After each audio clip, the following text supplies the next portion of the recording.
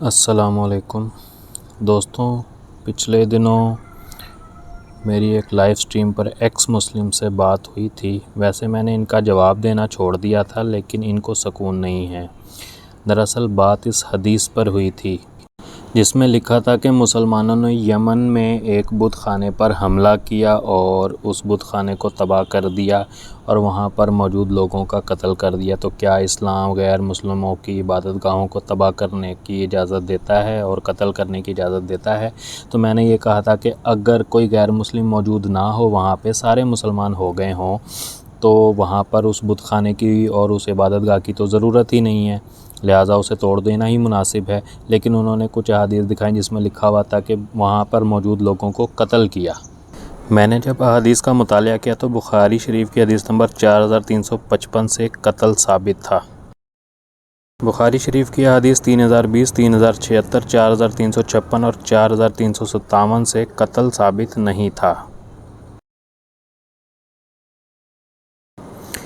اسی طرح سے مسلم شریف کی حدیث نمبر 6366، مسند احمد 10967، 1,16,587 سے بھی قتل ثابت نہیں ہے۔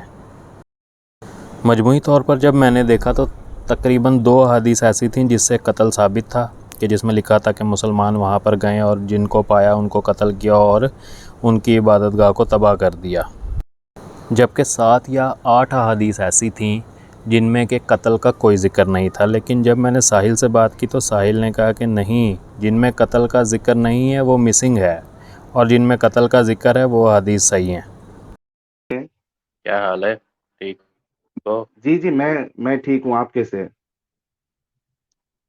جی اللہ کا شکر ہے۔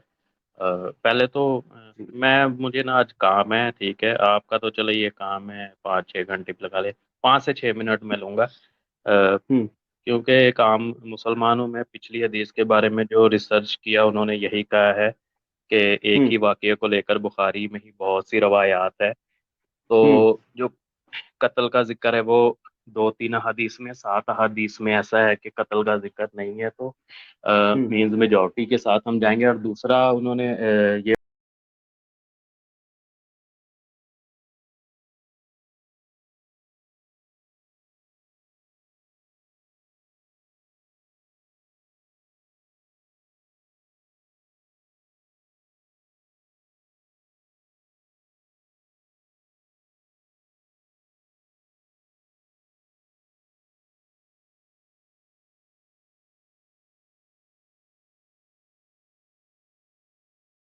بتایا، جب نہیں، میں نے ایک پوچھا منٹ تو انہوں نے کہا کہ اگر جی دیکھیے، یہ جو میجورٹی میں اصول قتل کا ذکر نہیں ہے۔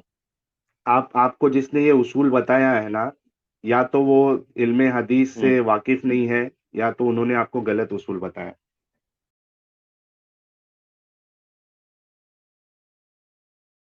دیکھیے، جو میجورٹی اور مائنورٹی کی بات نہیں کر رہے ہو نا، ایک وہ سنیے نا میری بات، اگر کانٹرڈکشن ہوتا نا تو جی آپ کی بات تھوڑی اس میں مطلب اس کو تھوڑی دیر کے لیے ہم لوگ کنسیڈر کر سکتے تھے۔ آپ اس طریقے سے اس کو سمجھیے، یعنی میں آپ کے لیے بول رہا ہوں، آپ کے علم کے لیے بول ٹھیک رہا ہوں میں، کہ ایک حدیث میں ٹھیک کوئی چیز کا ذکر نہیں ہے اور دوسری حدیث میں اس کا ایڈیشنل ذکر ہے، تو اس کا یہ مطلب نہیں ہے کہ جس میں ایڈیشنل ذکر ہے اس کو آپ کھا جاؤ گے یا وہ غلط ہے۔ تو جس نہیں، نے بھی آپ کو یہ جس اصول میں بتایا ہے وہ ایڈیشنل غلط بتایا ہے۔ جس میں جناب 7 احادیث میں وہ ایڈیشنل ذکر نہیں ہے، قتل کا ذکر نہیں ہے، صرف 2 میں ہے، ٹھیک ہے۔ تو ہاں ٹھیک ہے۔ آگے آؤ۔ اب دوسری بات یہ کہ بہت سے واقعات ایسے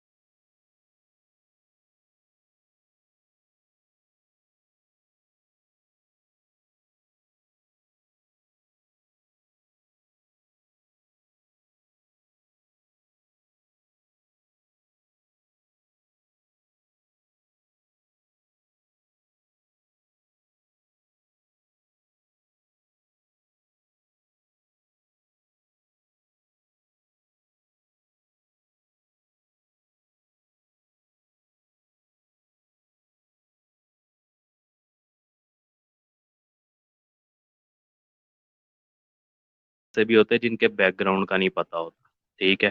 تو اس کا بیک کئی گراؤنڈ آپ جگہ کو پہ پتا ہوتا ہے؟ ہے کہ وہ مسلمانوں کے خلاف تو آپ کو بھی تو بیک گراؤنڈ تو مجھے کہیں نہیں ملا، ٹھیک ہے، ہاں تو جب تک لیکن آپ بیک یہ میں گراؤنڈ بتا آپ رہا کو ہوں نہیں کہ کئی ملتا ہے، بار سازش نہیں، تو پھر آپ یہاں پر ہی رکیں کہ میں سازش میجورٹی آپ کے کو ساتھ جا رہا ہوں۔ اچھا آج کے ٹاپک پہ سازش آتا ہوں، سازش ایک اور منٹ سر، آج ایک کے منٹ رکیے نا راشد بھائی. 3 منٹ اور، ٹھیک ہے آپ، تین ہاں آپ تین آ منٹ جائیے اور، گا آج جی کے جی ٹاپک میں، لیکن میں آپ کی بات کا جواب تو دے دوں کہ آپ نے جو دونوں چیز کہی ہے نا وہ دونوں اچھا قابل قبول نہیں ہے، کیونکہ آپ نے جو حدیث میں 3 حدیث میں نہیں کیوں ہے یا 5 حدیث میں نہیں ہے اور 2 میں ہے، تو وہ ایڈیشنل ڈیٹیل ہے تو وہ مانی جائے گی، کانٹرڈکشن نہیں ہے وہ، کہ ایک حدیث میں کچھ اور کہا گیا ہے اور اس کے کانٹرڈکشن میں دوسری نہیں حدیث میں نہیں، کہا گیا تو آپ میجورٹی مائنورٹی میں جا رہے اصل ہیں. ایک قصے کا اصل میں ایڈیشنل اصل ڈیٹیل. میں اصل میں 7 حدیث آپ کے مطلب کی نہیں ہے نا، آپ نے 2 آپ کے نہیں مطلب کی، اس لیے آپ حضرت، نے 2 کو ہی پکڑنا اچھا ایک مجھے ایک کوئی اس بنیاد پر اس نے دوبارہ سٹریم کی ہے، اور سٹریم کا جو تھمبنیل ہے وہ یہ رکھا ہے کہ جی اسلام مومن کے گلے کی ہڈی بن چکا ہے، نہ نگل سکتے ہیں نہ اگل سکتے ہیں۔ دوستوں ان کی مثال ایسے ہی ہے کہ ایک بندہ اپنی آنکھیں بند کر کے یہ سمجھے کہ جیسے اس کی وجہ سے پوری دنیا میں اندھیرا ہو گیا ہے۔ جی ہاں، ہنسی آتی ہے ان کی باتیں سن کر، اسلام کے سر پیر کا پتہ نہیں ہے انہیں، اور یہ سمجھتے ہیں کہ جیسے بہت بڑے یہ اسکالر ہیں، بہت بڑے فلاسفر ہیں۔ اس کے علاوہ یہ کہتے ہیں کہ جی اپنے کسی عالم کو لے آئیں، کسی مفتی کو لے آئیں، اور بھائی مفتی اور عالم اتنے فارغ ہیں کہ آپ جیسے بے روزگاروں کے پیچھے اپنا ٹائم برباد کریں۔ کوئی بڑا اسکالر ہے آپ کا تو ان کو آگے کرو، عالم اور مفتی سے وہ کر لے گا ڈیبیٹ۔ یہ لوگ چاہتے ہیں کہ مسلمان صرف وہ احادیث پڑھیں جو ان کے مطلب کی ہیں، اور قرآن پاک کی ہر آیت کی ایکسپلینیشن وہ ہو جو کہ یہ چاہتے ہیں، یعنی اصل ایکسپلینیشن، اصل ترجمہ وہ نہ ہو بلکہ ان کی مرضی کے مطابق ترجمہ ہو، اور ہر بندہ، ہر مسلمان یہ کہے کہ ہاں جی آپ بالکل صحیح ہیں۔ اور بڑے بڑے جو مفتیان کرام ہیں، بڑے بڑے ائمہ کرام گزرے ہیں، ان کے پاس علم نہیں تھا، آپ کے پاس سب سے زیادہ علم ہے، اور آپ بالکل قرآن و حدیث کا ترجمہ صحیح کر رہے ہیں، آپ احادیث کی ایکسپلینیشن بالکل صحیح بیان کر رہے ہیں، اور آپ جو ہے یہ بالکل جو برائیاں کر رہے ہیں وہ صحیح ہیں۔ یہ لوگ یہ چاہتے ہیں۔ ابھی میں آپ کو مفتی طارق مسعود صاحب کی ویڈیو کلپ سناتا ہوں، جس سے انشاءاللہ آپ کو معلوم ہو جائے گا کہ قرآن و حدیث سے کس طرح رہنمائی لی جاتی ہے اور اسلامی قوانین کس طرح سے بنائے جاتے ہیں۔ یہ تھی ایسے وہ ہر تھوڑے دن بعد کچھ نہ کچھ کلپ بنا رہا ہوتا ہے میرے خلاف۔ آج پھر اس نے بونگی مار دی، ٹھیک ہے نا، بونگی، ہاں خود پھینکتے رہیں گے نہ سر نہ، اس نے باقاعدہ حدیث کوٹ کی، بخاری کی حدیث نمبر کے ساتھ، کہ یہ حدیث میں آتا ہے ابو ذر غفاری رضی اللہ تعالیٰ عنہ نے رسول اللہ صلی اللہ علیہ وسلم سے پوچھا، نبی صلی اللہ علیہ وسلم نے حضرت ابو ذر غفاری سے فرمایا کہ مومن جنت میں جائے گا۔ مومن کہاں جائے گا؟ جنت میں۔ تو حضرت ابو ذر غفاری رضی اللہ عنہ نے پوچھا، عرض کیا یا رسول اللہ وَإِن زنا وَإِن سرق، اگرچہ مومن زنا کرے، اگرچہ چوری کرے، پھر بھی جنت میں جائے گا؟ تو آپ صلی اللہ علیہ وسلم فرمایا وَإِن زنا وَإِن سرق، اگرچہ زنا کرے، اگرچہ بولو چوری کرے، پھر بھی جنت میں جائے گا۔ پھر حضرت ابو ذر غفاری نے دوبارہ پوچھا وَإِن زنا وَإِن سرق، اگرچہ زنا کرے، اگرچہ چوری کرے، پھر بھی جنت میں؟ نبی نے فرمایا وَإِن زنا وَإِن سرق، اگرچہ وہ زنا کرے، اگرچہ چوری کرے، پھر بھی کہاں جائے گا؟ جنت میں۔ پھر حضرت ابو ذر غفاری نے دوبارہ پوچھا تیسری دفعہ وَإِن زنا وَإِن سرق، یا رسول اللہ زنا بھی کرے، چوری بھی کرے، پھر بھی جنت میں؟ آپ نے تیسری دفعہ فرمایا وَإِن زنا وَإِن سرق وَإِن رغب عَنْفُ أَبِي ذر، اگرچہ زنا کرے، اگرچہ چوری کرے، پھر بھی جنت میں جائے گا، اگرچہ ابو ذر کی ناک خاک آلودہ کیوں نہ ہو جائے۔ ٹھیک ہے نا، یہ کنایا ہے، ناک خاک آلودہ کا مطلب ابو ذر تجھے اچھا نہیں لگ رہا ہے اس کا جنت میں جانا، اور گویا تجھے اس میں اپنی ذلت محسوس ہو رہی ہے، تو رسوا ہو بھی جائے، یعنی یہ محبت کا جملہ عربی میں سمجھا جاتا ہے ناک خاک آلود، اس کا اردو میں ترجمہ کریں گے تو وہ الگ سی عجیب سی چیز بن جائے گی، یعنی تیری ناک مٹی میں مل بھی جائے نا ابو ذر، پھر بھی وہ کہاں جائے گا؟ جنت میں۔ ابھی ایک حدیث نے ایک ملحد نے نکال کے بولا دیکھو یہ ان کا اسلام ان کو یہ سکھاتا ہے زنا اور چوری، پھر آگے جملہ کیا ملاتا ہے، تبھی یہ مولوی لوگ معاذ اللہ بچوں کا ریپ کرتے ہیں، کہہ رہے ہیں چونکہ ان حدیثیں انہوں نے یہ پڑھی بھی ہوتی ہیں کہ یہ بچوں کا یہ ان حدیثوں کی وجہ سے کرتے ہیں۔ اتنی کامن سینس ہر آدمی میں ہوتی ہے، اگر اس حدیث سے یہ پتہ چل رہا ہے کہ زنا بھی ٹھیک ہے، چوری بھی ٹھیک ہے، تو اسلام چور کا ہاتھ کاٹنے کی اجازت دیتا؟ ایک طرف تو یہ لوگ کہتے ہیں کہ چور کی جرم بہت چھوٹا ہے کہ وہ کچھ پیسے چوری کرتا ہے، اور اسلام ایسا سخت مذہب ہے کہ اس کا ہاتھ کاٹ دیتا ہے۔ ایک طرف اس قرآن، یہ تو حدیث میں ہے، جبکہ قرآن میں کیا ہے، چور کا ہاتھ کاٹو، اور نبی کے دور میں کٹے بھی ہیں ہاتھ، کتنا بڑا جرم ہے نہیں چوری، پھر جس پیغمبر صلی اللہ علیہ وسلم نے ہمیں یہ بتایا کہ زنا کرے گا تو بھی جنت میں جائے گا، وہ اسی پیغمبر نے جو قرآن ہمیں پیش کیا اس میں کیا ہے؟ زنا کرنے والے کو 100 کوڑے مارو. تو اگر زنا کی اس حدیث سے اجازت مل رہی ہوتی یا چوری کی اجازت مل رہی ہوتی تو 100 کوڑے مارنے اور ہاتھ کاٹنے کا حکم ہوتا.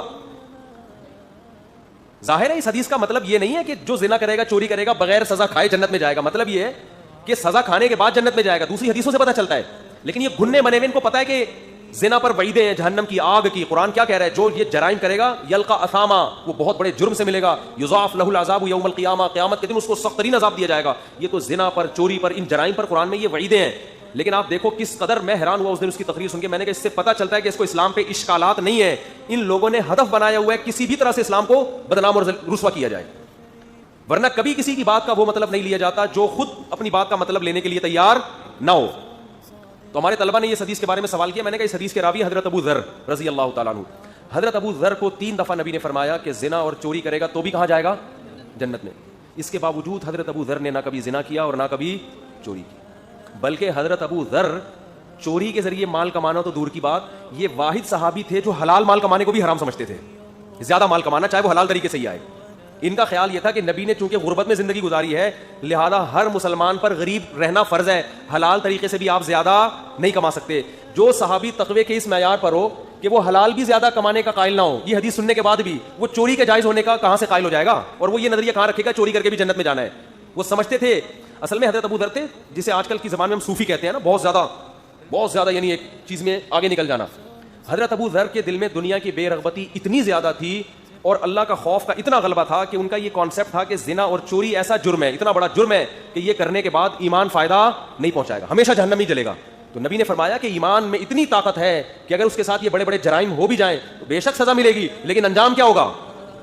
بالآخر جنت. نبی کا یہ مطلب ہرگز نہیں ہے کہ سزا کھائے بغیر لازمی جنت میں جائے گا، وہ یہ مطلب ہے ہی نہیں، کیونکہ دوسری حدیثوں میں صاف طور پہ پتہ چلتا ہے کہ. اور اچھا یہ مثال کیا دے رہا ہے کہ یہ اس حدیث کی بیس پہ مولوی لوگ بچوں کا معاذ اللہ ریپ کرتے ہیں. جن مولویوں پہ آپ یہ الزام لگا رہے ہو نا وہ مولوی قوم لوط علیہ السلام کے واقعات بھی سناتے ہیں، وہ قرآن کی تلاوت کرتے ہیں کہ لڑکوں سے ان کی رضا سے ان کی پرمیشن سے بدفعلی کی وجہ سے اللہ کا غضب آیا اور پوری قوم کو اٹھا کے اللہ نے لوط علیہ السلام کی قوم کو پٹک دیا. تو آپ ان پہ یہ الزام لگا رہے ہیں کہ ان حدیثوں سے یہ استدلال کر کے اس برائی کی طرف جا رہے ہیں. اس سے پتہ چلتا ہے بھائی ان لوگوں کا مقصد حق کو پروموٹ کرنا نہیں ہے، ان کو بھی پتہ ہے کہ حق کیا ہے باطل کیا ہے. دنیاوی مفاد کے علاوہ ان کا اور کوئی مقصد نہیں ہے. یا تو ان کو پیسے ملتے ہیں یا شہرت کے لیے. انسان شہرت کا بھی بھوکا ہوتا ہے کہ پوری قوم ایک طرف جا رہی ہے، ہم ایک الگ سی چیز لے کر آئے. تو حضرت ابو ذر غفاری تو وہ صحابی ہیں جو حلال طریقے سے مال کمانے کو بھی درست نہیں سمجھتے. وہ چوری کہاں، اس حدیث سننے کے بعد بھی اتنے بڑے صوفی صحابی تھے یہ کہ حضرت عمر رضی اللہ تعالیٰ عنہ نے ان کو جلا وطن کر دیا تھا کہ آپ لوگوں کے درمیان نہیں رہ سکتے، آپ کا مزاج ایسا ہے کہ آپ معاشرے میں چل نہیں سکتے، اب تو حلال بھی نہیں رکھنے دے رہے لوگوں کو. تو اتنے بڑے سے جو حدیث سن رہا ہے اس کا یہ کانسیپٹ نہیں بنا کہ چوری بھی کر سکتے ہو، تو جس کے پاس حدیث کئی واسطوں تک پہنچی ہے اس کا یہ کانسیپٹ کہاں سے بنے گا؟ تو اسلام جرائم کے خلاف آپ جن ملکوں کی تعریفیں کر رہے ہیں وہاں تھوڑے دنوں کے لیے ذرا آپ قانون کی گرفت کو ڈھیلا کر کے دیکھو، پھر دیکھو وہاں کتنی چوریاں ہوتی ہیں، پھر دیکھو وہاں بچوں کے کتنے ریپ ہوتے ہیں. ہمارے ہاں کوئی قانون نہیں ہے، ہمارے ہاں چور آئے گا تمیز سے چوری کر کے واپس چلا جائے گا، پکڑا پھر بھی نہیں جائے گا. اس کے باوجود چوریوں کا اتنا ریشو نہیں ہے جتنا ہونا چاہیے. وجہ کیا ہے؟ لوگوں کو پتا ہے کہ اسلام چوری کے خلاف بہت لوگوں نے کلمہ پڑھا ہے، ان کو اسلام کا پتا ہے، قبر کا پتا ہے کہ جواب دینا ہے. لیکن میں کہتا ہوں کہ جو قانون کی سختی ان ملکوں میں ہے نا، آپ ذرا وہ سختی ہٹا کے دیکھو، پھر دیکھو ریپ کے واقعات وہاں زیادہ ہوتے ہیں یا یہاں زیادہ ہوتے ہیں. وہاں کا ریشو یہاں سے 1000 گنا بڑھ جائے گا، چوریوں کا ریشو یہاں سے 1000 گنا بڑھ جائے گا. اور یہاں پر جو لا قانونیت ہے، کوئی قانون نہیں ہے، یہ لا قانونیت آپ چند دن کے لیے ان کو دے کے تو دیکھو. آپ یہاں بیوی کا حق ادا کرتے ہیں اللہ کے خوف سے، پولیس کے خوف سے بولو نہیں ہے. یہ جو اتنا لوگ گھر میں کھلا رہے ہوتے ہیں اور جتنی اکثریت ہمارے ہاں طلاق نہیں دیتی. آج ایک صاحب آئے بتا رہے تھے میری بیوی اتنی بد اخلاق، 30 سال سے میرا ناک میں دم کیا ہوا ہے، برداشت کیا انہوں نے، کوئی پولیس نے روکا ہوا ہے ان کو، یہ سوچ کے کہ یار شریف آدمی یہ کام نہیں کرتا، وہ برداشت کرتا ہے. تو ہمارے ہاں اکثریت ایسی ہے. تو یہ کس کی بیس ہے میرے بھائی؟ یہ مذہب کی، اور یہ رسول اللہ صلی اللہ علیہ وسلم کی تعلیمات ہیں. تو میں یہ عرض کر رہا ہوں کہ یہ تانے دلائل کی دنیا میں یہ لوگ ہارتے ہیں تو پھر ان کے تانے وہی ہوتے ہیں جو نبی صلی اللہ علیہ وسلم کو دیے. شاعر ہونے کا تانا دیا، شاعر کا مطلب کیا ہے؟ باتوں کو گھماتے ہیں، ایسے خوبصورت انداز میں پیش کرتے ہیں کہ غلط بات بھی لوگوں کو صحیح لگنا شروع ہو جاتی ہے. کیونکہ ابو بکر آئے، عمر آئے تو قوم کے بڑے ذہین لوگ تھے، نبی کی طرف آ گئے تو حیران ہو رہے ہیں اتنے سمجھدار لوگ اس طرف کیوں جا رہے ہیں، اور ایسی ایسی قربانیاں دے رہے ہیں. بلال حبشی رضی اللہ تعالیٰ عنہ جیسے اتنے یعنی اتنی موٹیویشن ان کو مل رہی ہے. حضرت بلال کا کیا فائدہ تھا نبی پر ایمان لانے میں؟ آپ خود سوچو. غلام ہے، نہ کوئی عزت مل رہی ہے، وہ تو بعد میں نبی نے دے دی نا، اس وقت تو کچھ بھی نہیں. سینے پہ پتھر رکھے جا رہے ہیں، گرم ریتوں پہ لٹایا جا رہا ہے، مگر وہ کہہ رہے ہیں خدا ایک ہی ہے. تو تنہائی میں انسان اللہ کے حقوق پورے کرتا ہے, تنہائی میں انسان قانون کو فالو کرتا ہے. ہمارے حضرت دیکھو پاکستان میں آپ نے دیکھا ہوگا اگر سگنل پہ کوئی بھی نہیں ہے نا, کوئی بھی نہیں ہے, گاڑیاں بھی نہیں آ رہی, تو پھر یہاں کوئی سگنل کی پرواہ نہیں کرتا. ہمارے حضرت پھر بھی کھڑے رہتے تھے, اگر لال بتی چلی نہ رکتے تھے. وہ کہتے تھے بھائی ایک ملک کا قانون ہے تو شریعت نے حکم دیا ملک کے قانون کو فالو کرنا. تو کس نے سکھایا؟ یہ مذہب نے سکھایا نا, مذہب کے علاوہ تو کوئی بھی نہیں سکھا رہا. تو جتنے لوگ ہمارے معاشرے میں آپ کو خیر نظر آئے گی اس کے پیچھے اسلام ہے. اگر آپ نے مذہب کو اپنی ڈکشنری سے نکال دیا تو میرے بھائی پھر سب درندے, پھر یہاں وہ قانون سازی کرنی پڑے گی جو وہاں ہے, لیکن اس قانون کے پھر سائیڈ افیکٹ ہوں گے, آپس کا ریلیشن ختم. قرآن پاک کی سورہ نمبر 2 آیت نمبر 256 میں اللہ تعالیٰ نے فرمایا دین کے بارے میں کوئی زبردستی نہیں, ہدایت ضلالت سے روشن ہو چکی ہے. اس لیے جو شخص اللہ تعالیٰ کے سوا دوسروں معبودوں کا انکار کر کے اللہ تعالیٰ پر ایمان لائے, اس نے مضبوط کڑے کو تھام لیا جو کبھی نہ ٹوٹے گا, اور اللہ تعالیٰ سننے والا جاننے والا ہے. سورہ نمبر 60 آیت نمبر 8 میں اللہ تعالیٰ نے فرمایا جن لوگوں نے تم سے دین کے بارے میں لڑائی نہیں لڑی اور تمہیں جلا وطن نہیں کیا, ان کے ساتھ سلوک و احسان کرنے اور منصفانہ بھلے برتاؤ کرنے سے اللہ تعالیٰ تمہیں نہیں روکتا, بلکہ اللہ تعالیٰ تو انصاف کرنے والوں سے محبت کرتا ہے. اگلی ہی آیت میں اللہ تعالیٰ نے فرمایا اللہ تعالیٰ تمہیں صرف ان لوگوں کی محبت سے روکتا ہے جنہوں نے تم سے دین کے بارے میں لڑائیاں لڑی اور تمہیں دیس سے نکالے دیے, اور دیس سے نکالا دینے والوں کی مدد کی. جو لوگ ایسے کفار سے محبت کرے وہ قطعاً ظالم ہیں. لا الہ الا اللہ محمد رسول اللہ, لا الہ الا اللہ محمد رسول اللہ.